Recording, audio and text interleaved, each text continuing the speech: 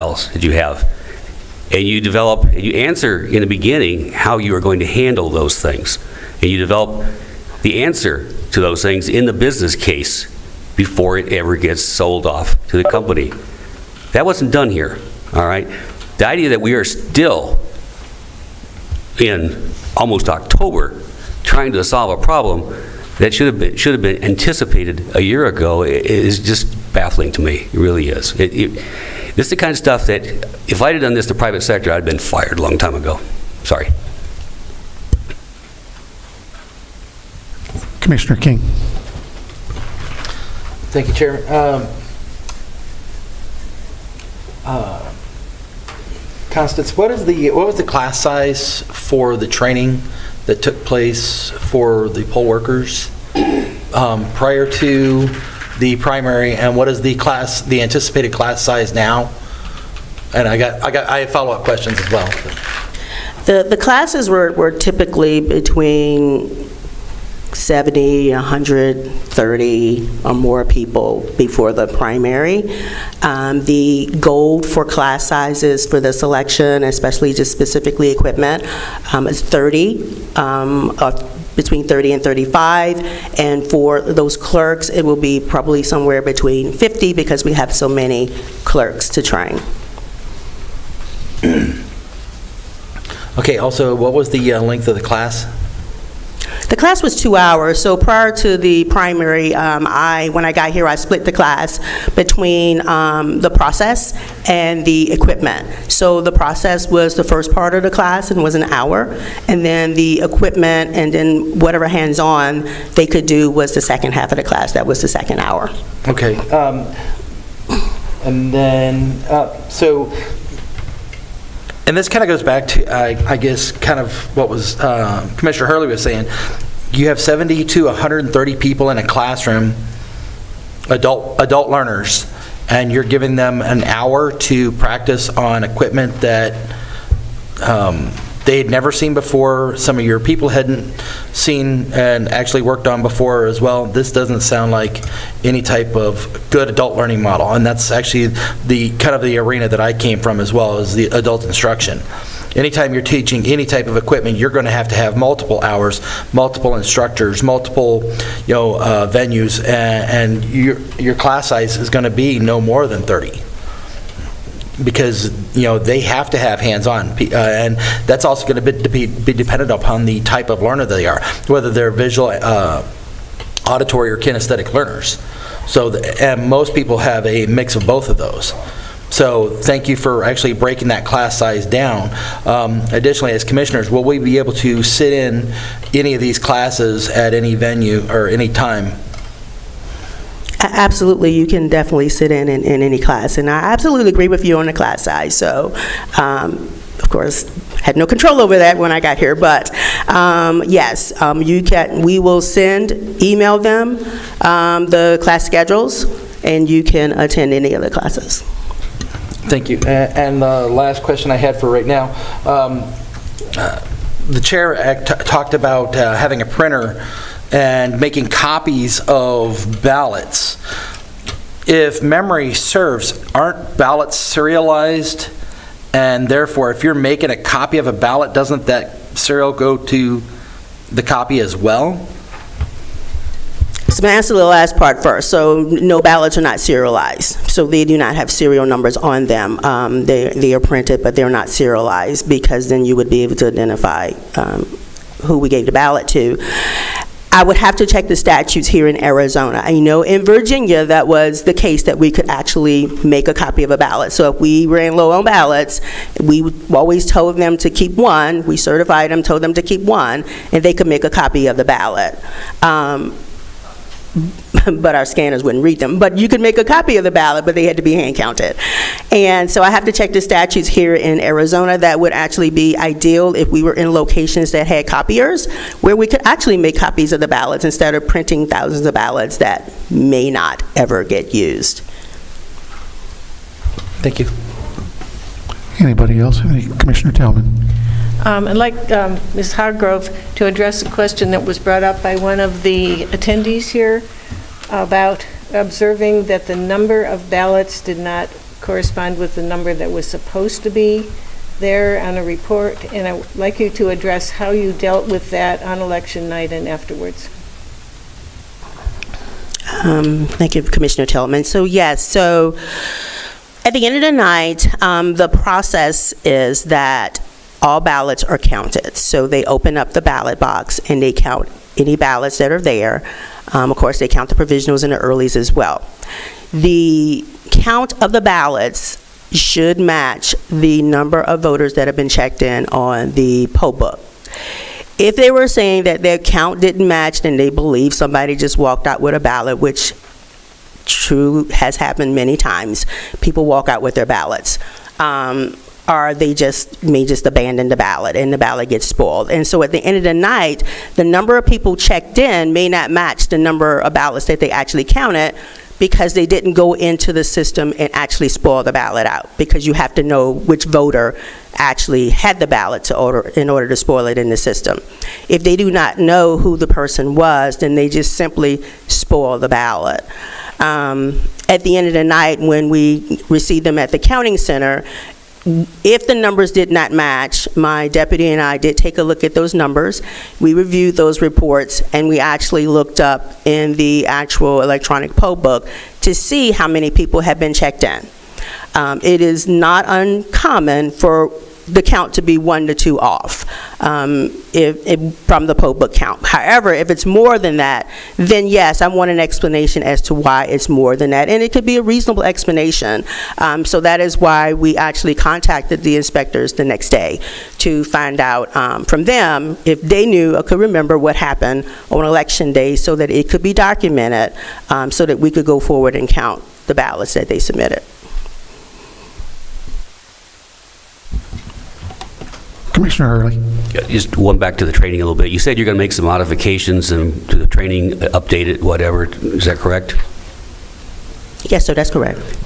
Typically, you would run that kind of thing through, but usually when you in training preparation, you prepare it, you validate the procedures through smaller groups of experts, people of experience. Do you have any plans to bring in some experienced poll workers and workers in small groups, perhaps, to run them through that training ahead of time to validate the process, maybe bring a couple of newbies in there to see if they're understanding it, and do a couple of cycles of that? That's typically what most training groups do. They validate their training ahead of time, and you've got a lot of experience now with the primary, with the people that have been through that training and the process. You've got some great resources out there to use ahead of time to get this thing tweaked a little bit and adjusted. Do you have any plans to do any of that kind of stuff? So Commissioner Hurley, that is ideal. It would be ideal to be able to do that, but we just don't have the time to bring in groups of people to test the training. However, I am working with an experienced inspector, poll worker, and as well as an observer, and they both happen to be with the Republican Party. Just a coincidence, not by choice. It was just a coincidence. And they're helping me to actually take a look at the manual, go through that manual, make updates from an experienced inspector's perspective, add things that should be there. And so we are definitely adapting the training and working on that. But yes, in an ideal situation with enough time, I absolutely agree with you. Yeah, I'm not talking about a lot of people here. I'm talking about even 4 or 5. You've got a good start, what you're doing there, okay? 4 or 5 people. There are probably people in this room that have experience that volunteer to do it for you right now. Thank you. I'm not actually an experienced poll worker, so I'd be glad to sit in as one of those kind of newbie types. That'd be fine. Other questions? Commissioner Mace. Thank you, Mr. Chair. Just first of all, want to, show appreciation for the staff and our poll workers in the community. They're intermittent and permanent workers. It takes a village. So first and foremost, I think that's most important. I completely agree with the public participant who said that our values there's a lot on the line. Without getting into it, there's a lot on the line. I completely agree with you. A couple of quick questions for you, Director Hargrove. One, just a clarification. For those who are unfamiliar, can you explain quickly what express vote is? Yes, the Express Vote is the accessible voting equipment. It is actually a ballot marking device. So you mark your ballot, it prints a piece of paper with your selections on it, and it goes in the same ballot box as the other regular ballots to be counted back at central count. Thank you. Quick, I think we've covered this quite a bit, but how often do the Delta files need to be updated? The Delta files need to be updated continuously. Do you mean on election day? Yeah. Continuously on election day. And that's the 1 to 3 minute process that it takes? That is correct. Understood. All right. Second question that I had from my independent reading of your report, I noticed there was a call put in for additional e-poll book training units. Do you have an estimated time of arrival of those units?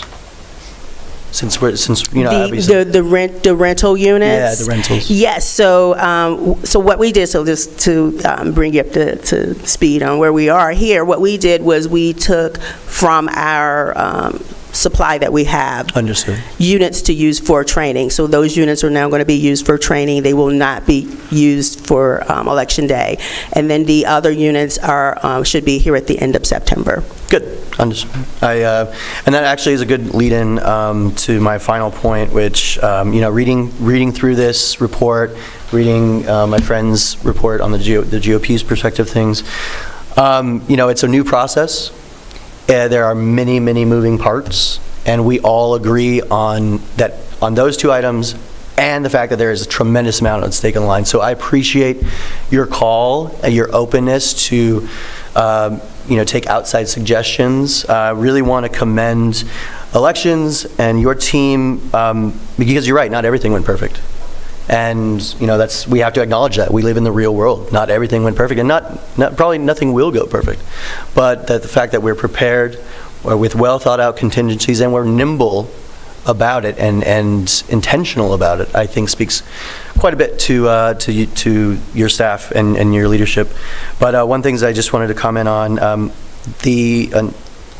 your ability to see what was not optimal, such as the training size, the class sizes. I commend you for adapting to that.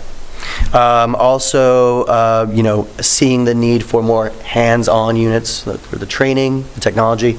I know, and you spoke a lot about adult learners.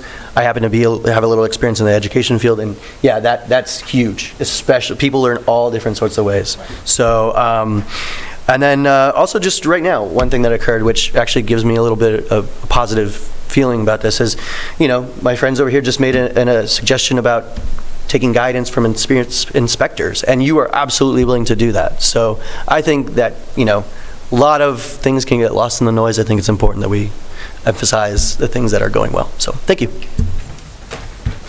Any other comments or questions? Commissioner Kirshen.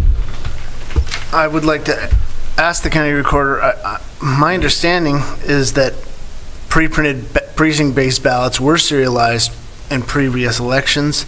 I know the state legislature was considering mandating serialized ballots for purpose of tracking the paper.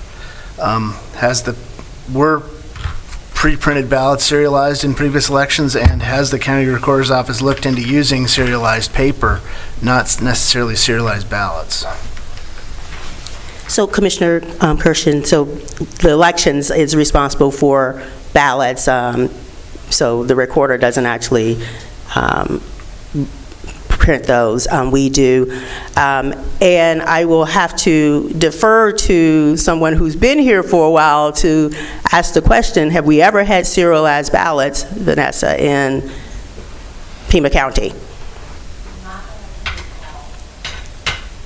So the answer is no, we've not had serialized ballots. Yes. Commissioner Hurley. Director Hargrove, are you planning to go through the report yourself, or should we just launch into questions? You can just ask questions. I'm hoping that everyone had the opportunity to read it. It is a fairly long report. Fair enough. Thank you. This whole thing with Delta files, I know you weren't here a year ago when this whole system... Sorry? The Delta files, it's a separate agenda item. You want to wait until then, or you want to? Mr. Chairman, it's hard to separate some of this stuff. I realize it was a separate item. This stuff all gets together in a weave, but I'm not sure we can separate the whole thing, just because the way it works. It's part of the system. So we can talk about it separately, or we can talk about it as part of the whole process. Since we do have it listed as a separate agenda item, let's Sure. take it up at that time. Okay, I will do that. Okay. Then one question, though, I've still got more here, because that'll be a whole discussion of itself. I know you weren't here when we were sold this system, but is it fair to say that the system that was pitched to everybody a year ago is not what we've got in place? I don't think I can honestly answer that question because I was I know. not there. I know. Well, this gets back into the communication. We were pitched a real-time communication to the cloud, and that's what concerned a lot of us. We brought it up in the meetings and stuff like that. So let's get back, so that's what I'm saying, this is hard to separate the discussion. So I will hold off on that part of it until we get to Delta files. Okay. All right. So going through a couple of things, because several of the questions I've got here relate to real-time communications, SB 1460, and a few other things like that. So I'll skip over those questions for now. Processing time. You said faster election results. Expectations process will be significantly shorter. What is significantly shorter? I don't see any significantly shorter or anything. How many days? I like a number. I'm an engineer, sorry. I like a number. When you say it's going to be shorter, what is the goal for getting these things counted and done? And compared to what we actually do? Well, that's a fair question. So I took that information from the recorder's queue that if they had less provisional ballots, they would be able to get those ballots to us quicker, and thus we would be able to complete scanning and processing ballots sooner. What that looks like, I am not sure at this point. That's one of the problems. It has to be a coordinated effort. Can I speak to that issue briefly? Please. One of the problems with slower or faster is directly related to the number of people that have early ballots or provisional ballots that get dropped off at the polling places on Election Day. And it's not a matter of sending them back to the Central Count Center, opening the ballots and counting them.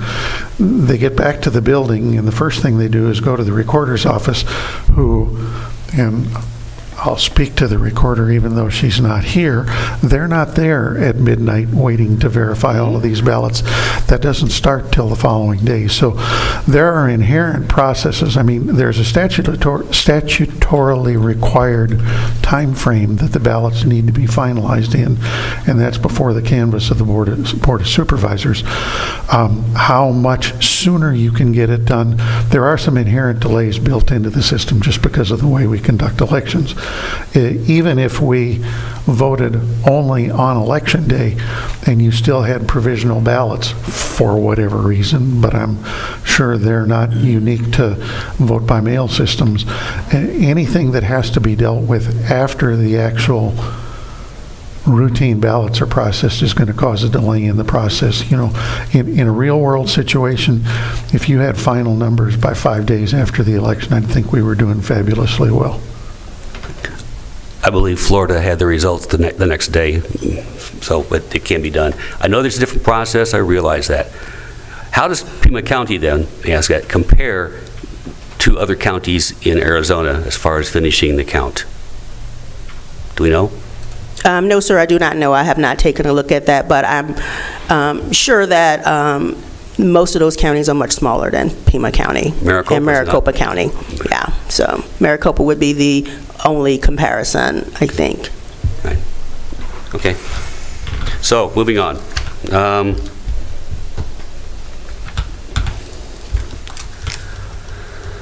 Okay, so there was a, oh gosh, I keep going across stuff that relates to the Delta files here. Vote centers are secure because the poll workers operate them. We had a case, like I know of it personal, where the workers did their thing the night before, went in the next morning, and they couldn't print. We found out that the printers, or I believe it was the router had been disconnected. Who disconnected the router? Somebody got into that vote center and disconnected it. Do we put, or why, I guess, why don't we put like secure ties around all the doors? We use these secure ties in bags and all that kind of stuff. Take these ties, put them around the doorknobs, the door handles, all that kind of stuff the night before after they leave, so that we know when the workers come in the next morning, nobody's been in that room. So, because we don't have security overnight in these rooms. Is that fair? That is fair. Thank you. So, to me, that's a huge, huge issue. You've got things sitting in their supplies, ballot paper, all that kind of stuff in there, and there's nobody watching that stuff. Yeah, so everything is locked in the cage, with the exception, of course, of the blue supply box, which there's nothing in there but just supplies. Yeah. And the printer, and of course, we did advise them that they could leave the cradle point, which is the router, out, because they didn't have to then set that up again the next morning. However, good point, thank you for mentioning it, we can have them put it back, or they would just have to make sure that they go back through the sequence again, making sure, number one, first, this is what we tell them, the router is connected, number one, and then you turn on your printer, and then you connect your poll books. So the router has to make its connection first before anything else can connect to it. And so it's the process of going back through that. It could accidentally, the cord could have been accidentally kicked out of the wall. One of the poll workers could have accidentally done it. We just don't know what happened. But you're absolutely right, point taken. So we will take a look at that. Yeah, there were a number of issues in that regard with the startup processes, because, like you say, there is a specific process you must go through to get there. I know we had issues at one place where the printers were fighting the router. I believe it was a county building, and there was a router fairly close by that was a county router, and they were fighting back and forth between the connection of those things. The printer is not very smart. It's going to go to the strongest signal it's got. And with the systems you've got there, I don't know, I wouldn't know how to go look and see which network. I'm pretty good with this stuff. I'm not sure I would know how to look on the printer and say, oh, it's on this network as opposed to that network, okay? So without having to, because the iPads and stuff like that, I'm assuming, are locked down, so you can't go into the control panels and look at that kind of stuff, I'm assuming. So anyway, that's another point on that one. So the night before type of thing, go ahead. Can I just, because I looked up, I just want to acknowledge the fact that Commissioner DeLarge apparently is online. Is that correct? Thank you for joining us, Connie. Okay, good. So, in the night before part, it's maybe not related to the routers, the same poll worker, he was one of the technology persons, he ran his ballots through the night before, everything worked just fine, the test ballots and everything like that. Next morning, he came in. You don't really know if that printer is going to work until the first voter comes in and registers and puts the thing over there. And in his case, it didn't work, all right? Would it be too much to put another sample batch of test ballots? Put them on green paper or something so we don't mix them up. I don't care, whatever. Those printers need to be tested the morning they come in to make sure they didn't go over to another network or something like that. Simple stuff that can save a lot of issues. So they were on the phone half an hour with IT. They couldn't print ballots. All right, Delta files. Delta files.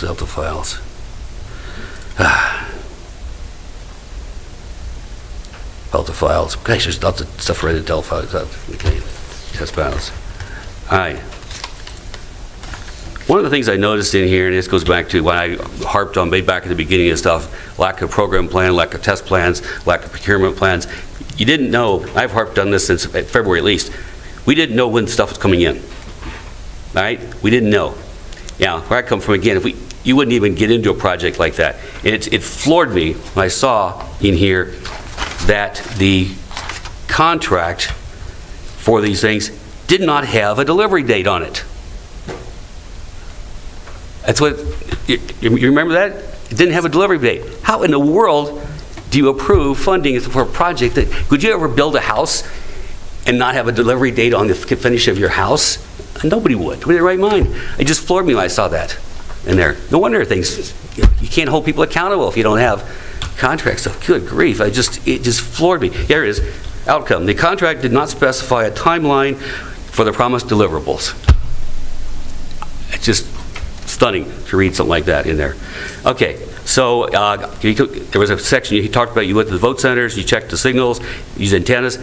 Excellent, good job. That was a good thing to do. It was the right thing to do, and you did it. On the printers, back in here, I don't see anything about the tray. Last meeting, we talked about getting the cart. Now, I don't see that in here. That is a perfect question. So when we went back and we were doing all of our analysis and staff back and forth, we're checking this and looking at it, we determined that it was not as many printers and vote centers as it sounded like it was. And it just did not make any sense fiscally for me to buy a temporary solution and spend hundreds of thousands of dollars to fix a problem for a few vote centers where we still would have to spend hundreds of thousands of dollars again for a more permanent solution. We know what happened. We can address that now for those few vote centers that it did happen in. We believe it's those vote centers that we do not supply tables to, so which we only supply tables to a handful of vote centers. And so in class and in talking with the workers, we can just tell them, you have to make sure that it's slid to the end. However, the trays are 19 inches now, so they have to slide it to the end. So they really don't have an option. Did the vendor specify anything as far as requirements for a surface for the printers to mount? Typically, that's something that your printer person would tell you to put a table on, whatever. No, sir, they did not, and that's not unusual with elections. So elections is always retrofitting things from other companies and systems and trying to make it work. That's kind of the nature of elections. Because your statement says the elections department does not supply tables, and the type of table in use that is encountered the problem is unknown. That's a little concerning right there, because so now what you know what to look for when you go out to check their surfaces, you don't know necessarily. You got some work to do. All right? Yes, sir, I agree. Okay. There were some manual provisions on transactions. Election staff was unaware of the manual provisions on the to election day. That's not good. I'm not sure what that was. Manual provisional, it's a provisional ballot. So a manual provisional ballot is where you have to actually go in and do an override to issue a ballot to a voter who wants to change their party and get a different ballot. So, sorry, excuse me. No, this was in relation to the multi-tier passwords. Yes, it's a provisional ballot. So the second tier password allows you to log in to issue a provisional ballot. The first tier password only allows you to check in regular voters.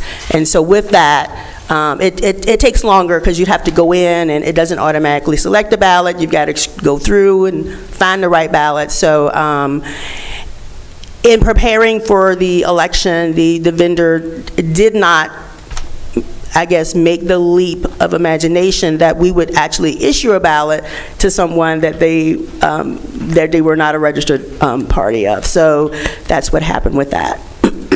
Okay.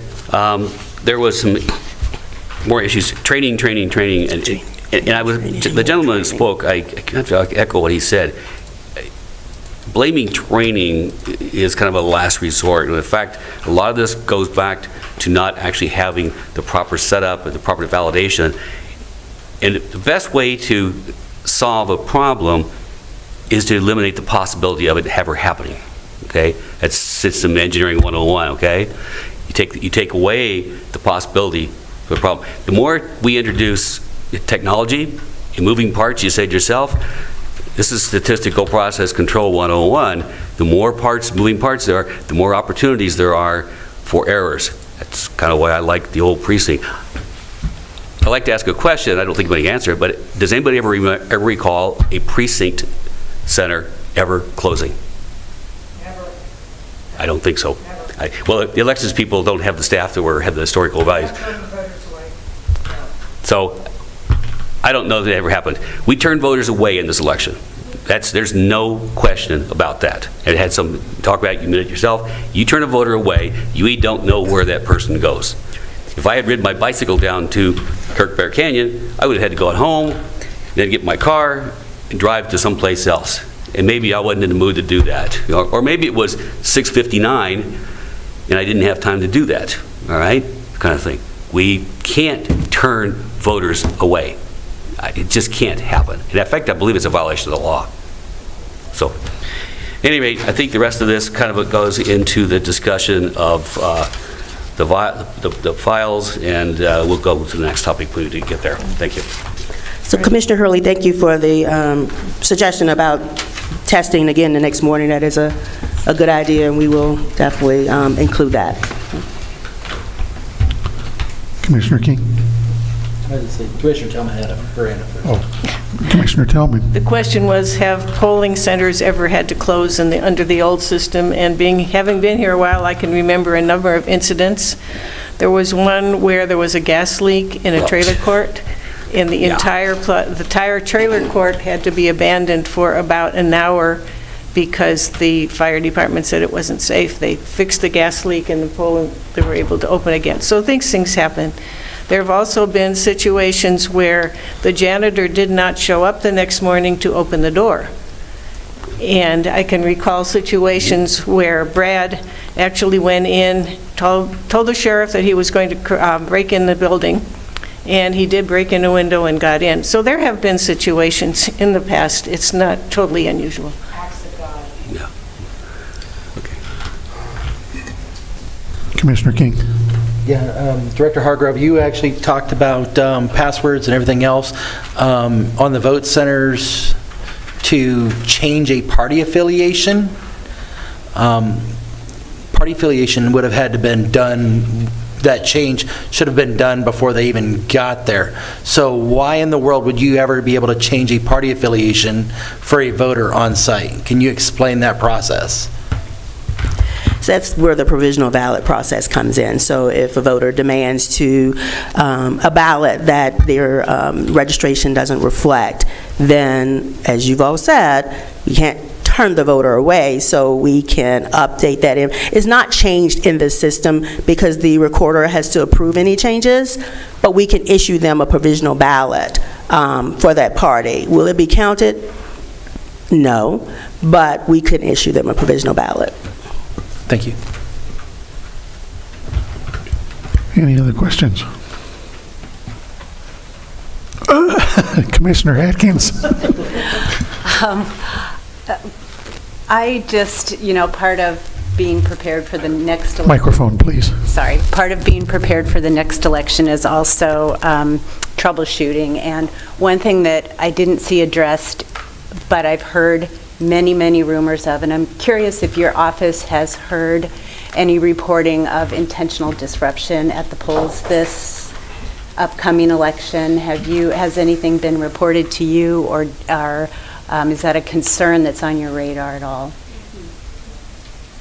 I've not heard about any intentional disruptions. If you guys hear of any, please let me know.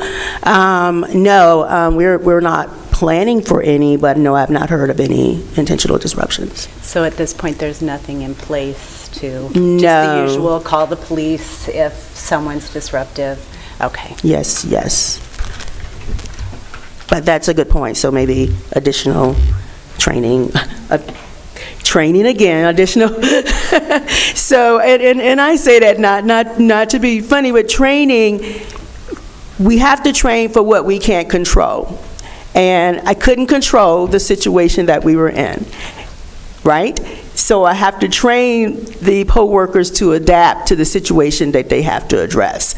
That's just my point of view. And solving that after, yes, absolutely. I think making sure that it's correct before we go in is absolutely the best way to go. But when you have no choice, you have to prepare the people who may encounter these issues for the issues they may encounter. Anything else? Commissioner King? Thank you. Director Hargrove, thank you again for talking about training as well. Coming from the background that I have, a person's always going to fall to their lowest level of training. right? So if they're training, you know, and it's true, in a time of stress, you'll fall to the lowest level of training, right? So you want to make sure that our people are trained because, and for the variety of things, you're not going to be able to train for every situation. We understand that. So the question I have is, do you think that 2 hours is going to be sufficient for training the new poll workers? Do you think that's going to give your office enough time to, one, transmit the information to the poll workers, and two, for the poll workers to be able to ask sufficient questions and get enough hands-on experience with the equipment for them to be comfortable stepping into the situation that they're going to be stepping into within the next 30, 60 days? Excuse me. So 2 hours, yeah, I think I would say that would be the minimum. We don't have as many new poll workers for the November general election. So when I say new poll workers, I'm including poll workers who worked the August primary that were new. I'm considering them as new poll workers, and that training is definitely geared towards them.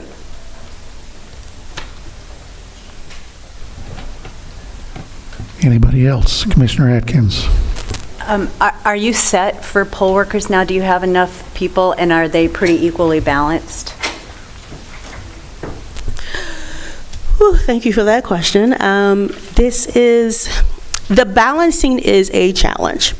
So the workers are frantically at the office now, calling and moving and shifting people around to get that equal balance in JSPs and JOPs. And so the interesting part about that is that the statutes say that the judges and the inspector need to be of equal of each opposite parties, correct?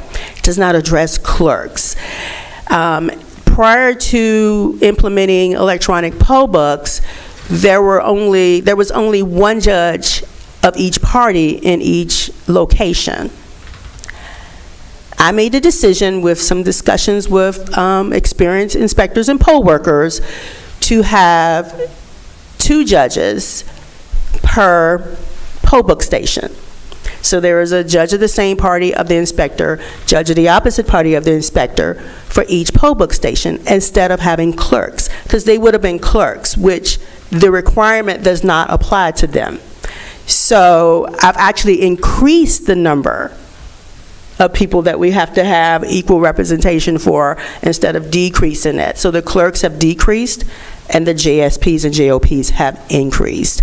But yeah, it is a struggle finding that, especially on the nation in the Sells area, where there just are not any Republicans, except for a few, willing to travel and work at those vote centers. And it's about 7 of them, I think, that we are definitely very challenged to find workers from the Republican Party. So if you guys know of anybody who's willing to drive out to Sells, please let us know, because we need maximum 16, but if you can find us 9, that would be great.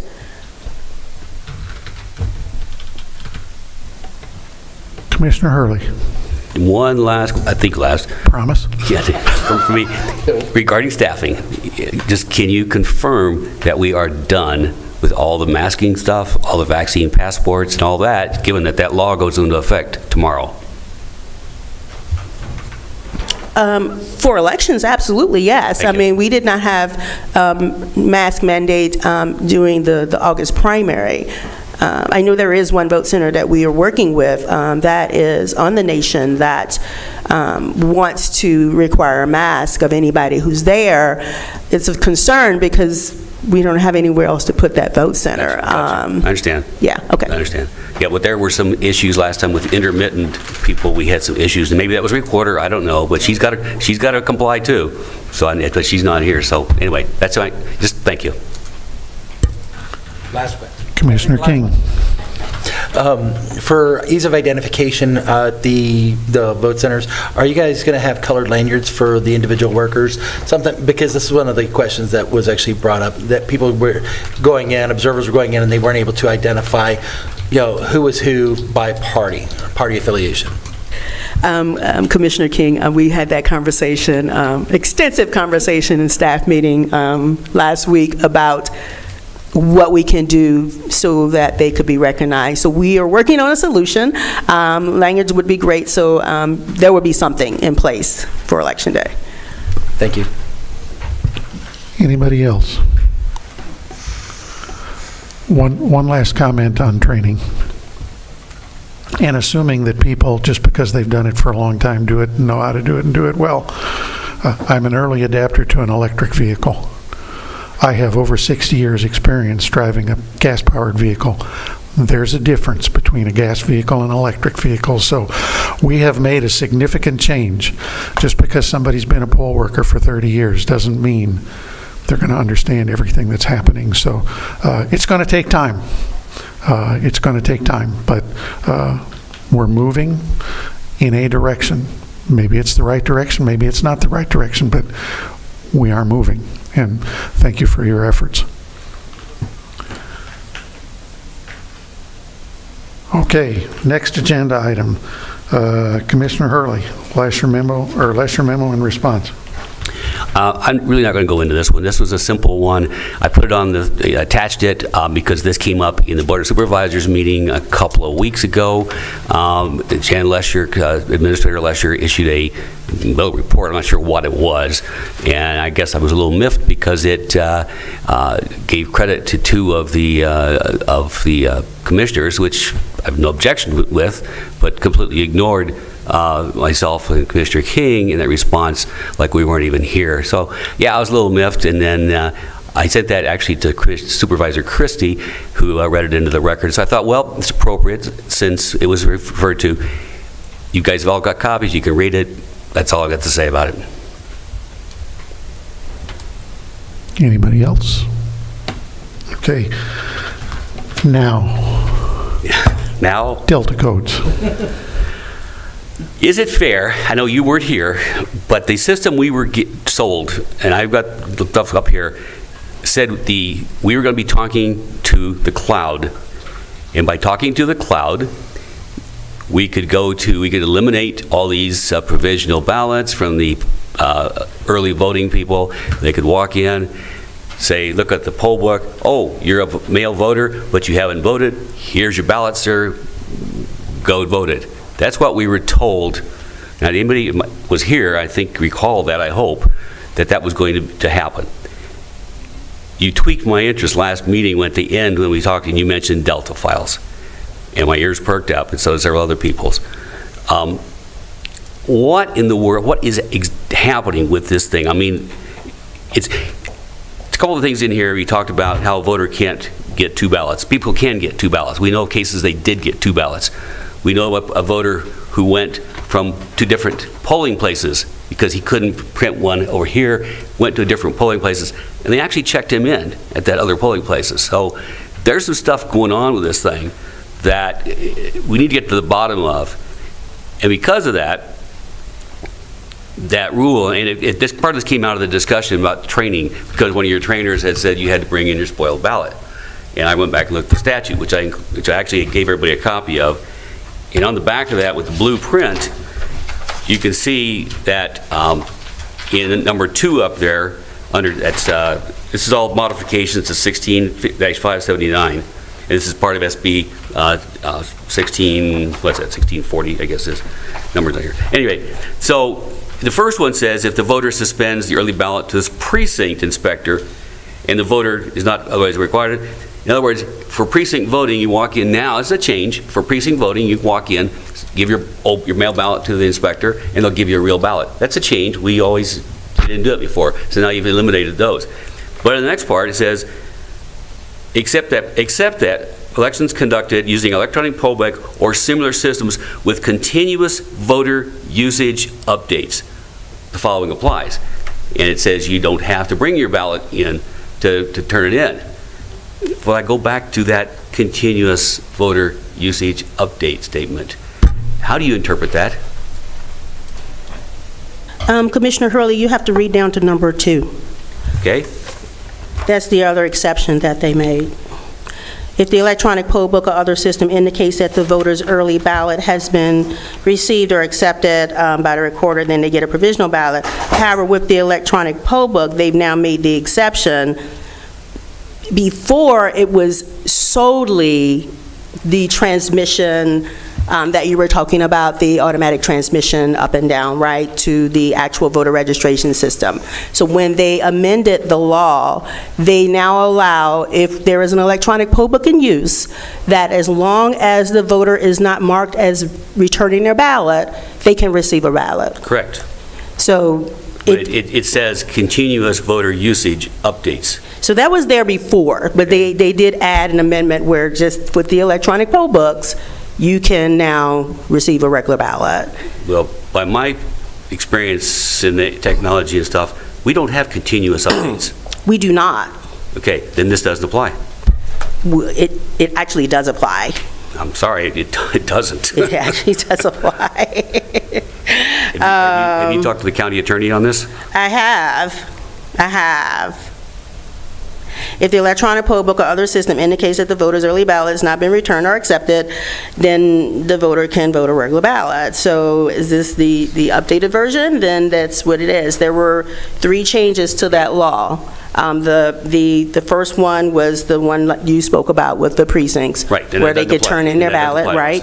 Of course, same thing applies in a vote center. But yes, I mean, I've looked at it several times before we talked to the vendor about changing the process, that they can actually receive a regular ballot, and I did. The Secretary of State has also verified that that is the case. We know that people have checked in multiple times and gotten multiple ballots. We know that happened. How are you going to fix that? Or I hope that's not a normal thing you're going to say that's acceptable. With the early ballots or with just checking in? People checked in at one. We had one poll, I think, Chris, you had one, I can't remember which one it was. We had 6 occasions where they went to actually the different stations in the same polling station. Unfortunately, at this station, they set them up separately. So a voter went to this one, he had to walk across, and I said, oh, they checked in again, not knowing they'd already checked in. He got 2 ballots. You can reissue a ballot. We've told everybody, we've been told that once you check in, you're done. Now, checking in again is one thing. Reissuing a ballot is a total separate. They checked in twice. Well, there was only a record of that one voter that we did find that was checked in twice, but they only got 1 ballot. You go back and check the log files on these things to look at all this kind of stuff? That was a log file, yes, sir. Right. Well, I'm just concerned that the language seems to be rather loose here, and the fact that we're talking about this sideways communication, talking about uploading and downloading.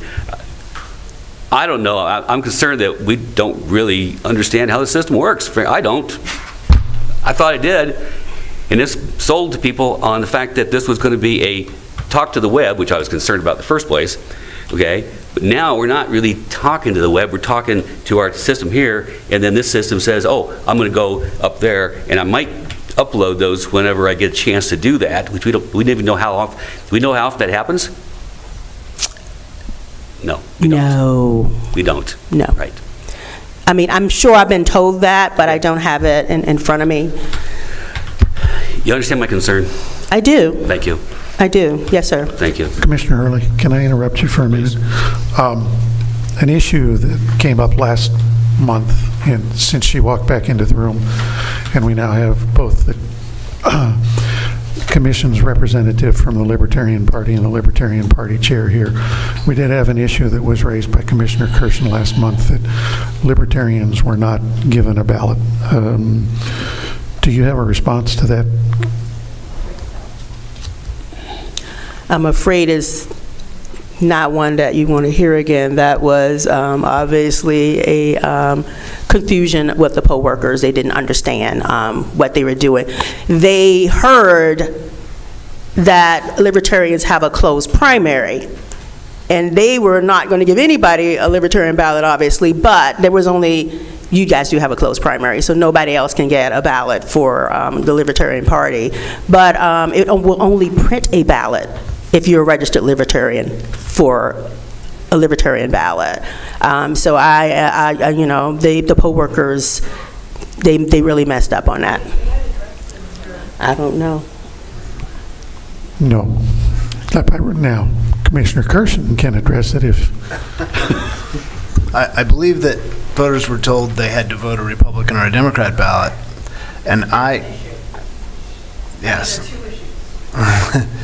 And of course, I insisted, no, I need to vote a Libertarian ballot, and they went and got the whoever was in charge of the polling place, and they said, oh, no, your Libertarians are supposed to get the Libertarian ballot. So that was all fixed. But my impression was they were ready to give me a Republican or a Democrat ballot if I said, oh, I'll take a Republican ballot. Unfortunately, they wouldn't have been able to give you one. So they wouldn't have been able to give you one unless they gave you a provisional, voted you as a provisional voter, then they could give you one. So yeah, that is a primary issue that we'll definitely address, but that happens in the primary. And so, again, I stress that if something happens on Election Day, I need to know about it on Election Day so that it can be addressed. It may not be an isolated incident. It could be that more, vote centers are doing the same thing.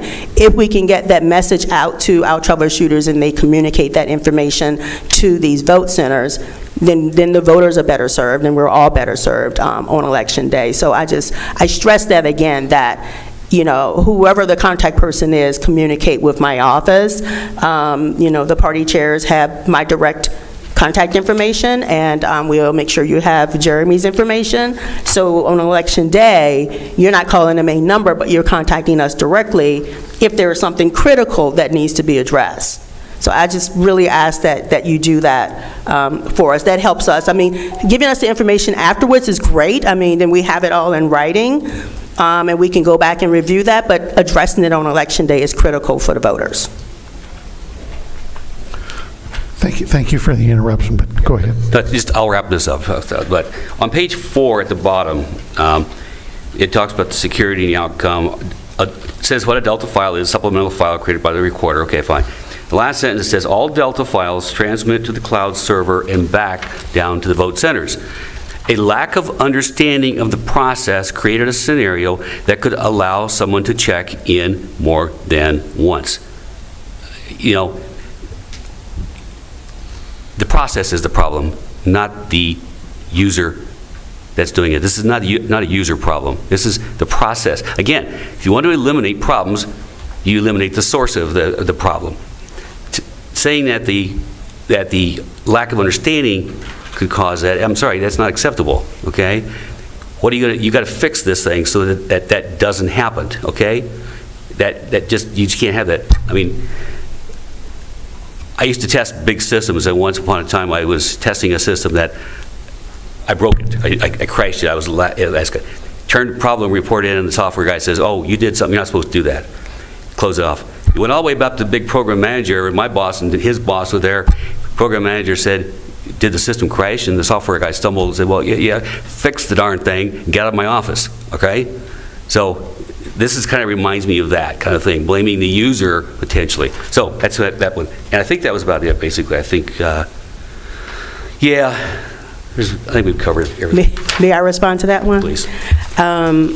Yes, so the confusion was the user, yes, which would be myself and my staff. So understanding that we have to make sure that those Delta files are current before Election Day.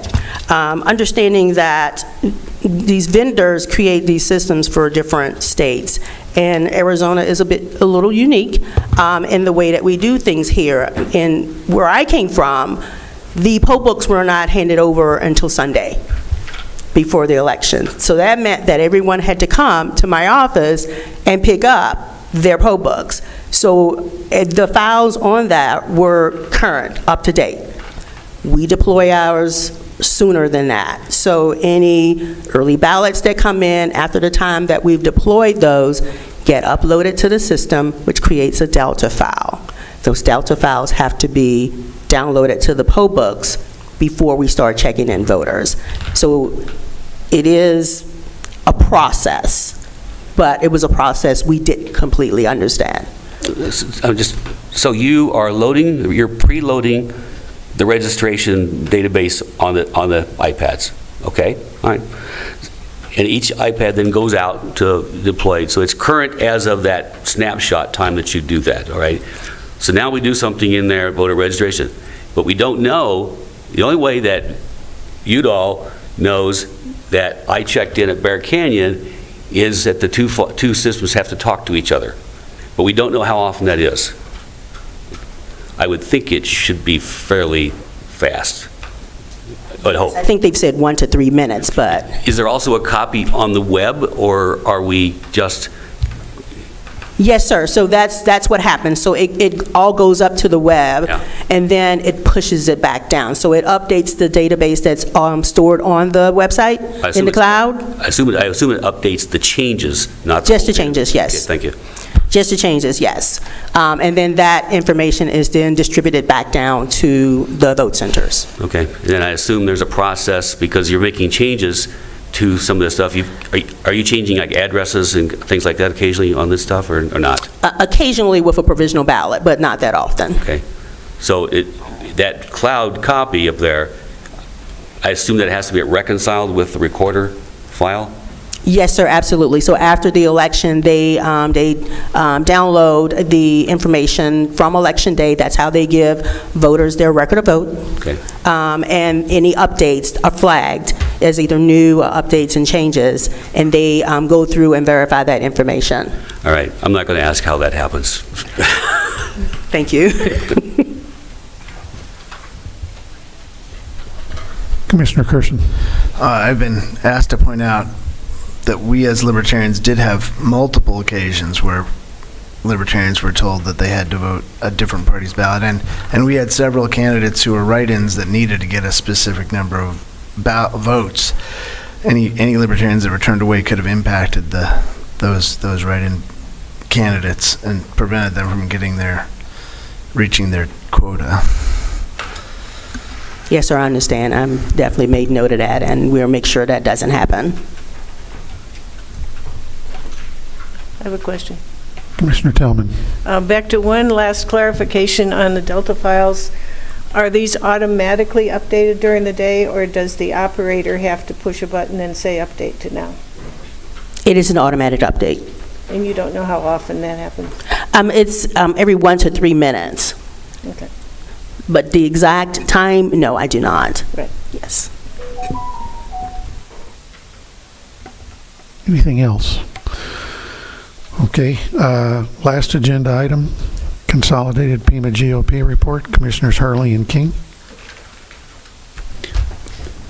If anybody's got any questions on this, we'd be glad to address it. What Commissioner King and I did, we, at GOP headquarters, we had crew over there that was coordinating the workers for our thing, and we had, I think, something like 700 or 800, something like that we put out in the field.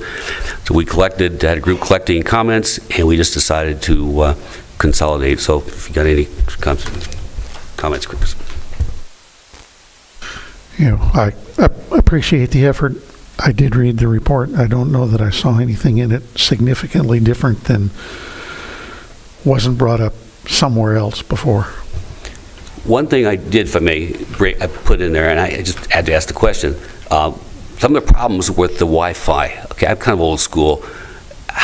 Why do we consider hardwiring everything in the room? Gigabit routers, 10-port, 8-port are cheap. All right, you buy a little adapter for the iPad that splits off the. That's probably the most expensive piece, is that little splitter on the iPad that lets it put the charger and the RJ45 jack into it. So that way everything's talking on the router, hardwire. It's reliable. Wiring's cheap. Tape it down on the floor. The only wireless connection you actually have is the router, the cradle point to the web. Have you ever considered doing something like that? That's security 101. I have not thought about that personally.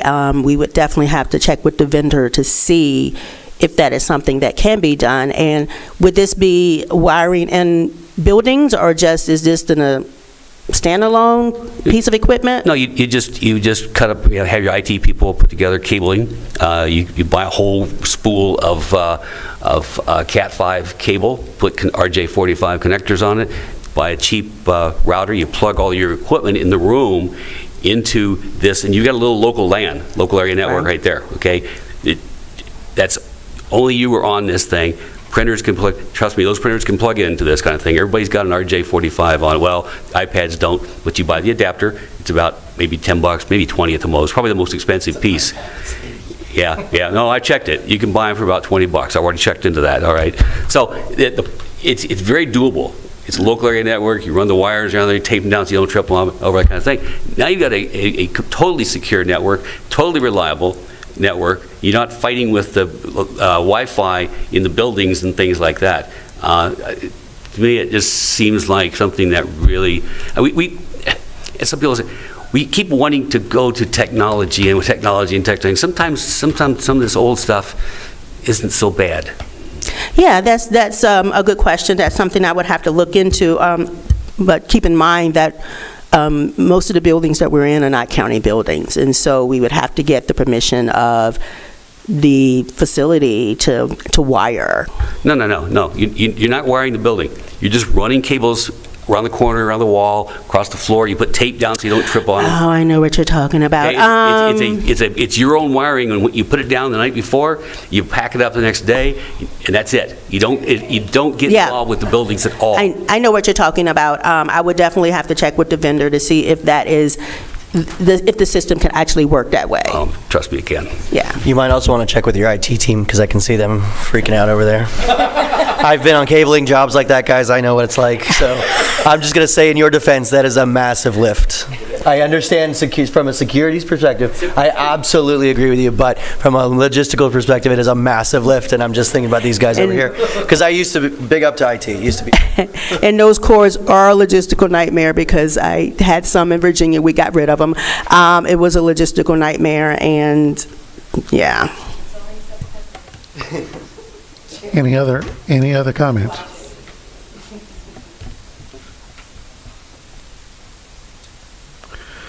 Okay. I actually do. I did read your report as well. I want to commend you on your findings and your coordination. There's a lot in there that, like I said, I agree with, especially those primary recommendations. I don't think there's anything wildly off base there at all. Oh, just of course, the after-action report was, the Board of Supervisors asked that we present the after-action report and get any recommendations from the commission. So Commissioner, so I'm assuming that somebody's going to write up any additional recommendations to go to the Board of Supervisors, besides the ones that are here, which definitely have a fiscal impact. I like your recommendations. But they definitely have a fiscal impact that are in your report. Is that something that's going to happen? Or I'm new to this, so you guys tell me, when you guys give recommendations to the Board of Supervisors, how does that happen? What does that look like? Infrequently. Okay. Understanding that our salaries aren't commensurate with the amount of work that you're talking about. But we'll endeavor to get something together with the key recommendations that were made today, particularly as far as training. And certainly if any of you want to send specific issues individually to Director Hargrove, that you can incorporate them into your after-action report. Absolutely, yes, I can do that. You can just send them to actually, I just want to let you guys know that Vanessa Figueroa will be your point of contact going forward as the admin manager, and any agenda items or anything that you need to communicate, you can communicate with Vanessa as well as Jeremy. Jeremy, you may be getting emails from him. I think you guys probably did get emails from Jeremy. And so, yes, please send those. I have a deadline to get this to the Board of Supervisors, so any recommendations that you have. So I'll be happy to put those together and provide them to the board. Segueing into Commissioner Hurley's frequent comments, what is your drop-dead date for getting these? God, he's treatable. As I love to tell my staff yesterday, as soon as possible. I have to present at the first board meeting in October. So that gives us, what, a week? Which is a week from this coming Tuesday. Week. Yes. Okay. Okay. Yeah. One last comment, if I may. Commissioner Hurley. Regarding a commission, I know you knew this, regarding a commission report, it's extremely difficult under the open meeting laws for us to do things like that because we have to do them right here in this room and because of the quorum, that kind of stuff. Supervisors have an advantage. They have staff that can run around behind the scenes and do all that stuff and basically gets around that. We don't. So that's why typically they're individuals. Our report has gone to, I know Supervisor Christie has got a copy of it. I don't know anybody else has, but it's been posted, obviously, if they've got copies. So do you want that to stand as your recommendation from? Yes. Okay. Right. Correct. Does anyone else have any other recommendations? I would think maybe the same opportunity should be offered to the Democratic and the Libertarian parties, Sure. although if they avail to themselves to that, that's their choice, but. Yes, just send us an email. We will incorporate it. But if you for choose to submit comments to be included in the report, either as an individual or as a political party, Right. please get them to Director Hargrove, I would say, no later than next Monday or Tuesday. Yes, that would be great. Just one quick comment, since we're kind of on that. I know there's much more public participation than we're used to, so this is awesome. I would hope to see you guys here all the time, obviously. We love, this is a community body. We are volunteers. We are members of the community, as are you, so this doesn't work without you, first and foremost. But just for a little clarification for anyone like me that has not have as much experience with this. The reasons we cannot respond to you directly is not because we don't want to, we don't value your input, we don't want to back up. It's not that. It's strictly a matter of state law, something called the open meeting law, which is really there for public protection, and it states that anything that we talk about as a board has to be publicly publicized, put on notice for 24 hours prior to. By interacting with you, we would make an ad hoc agenda item without adequate public notice. So that's the only reason why we can't talk to you, and not just because, we're on the dais or anything like that. So, thank you.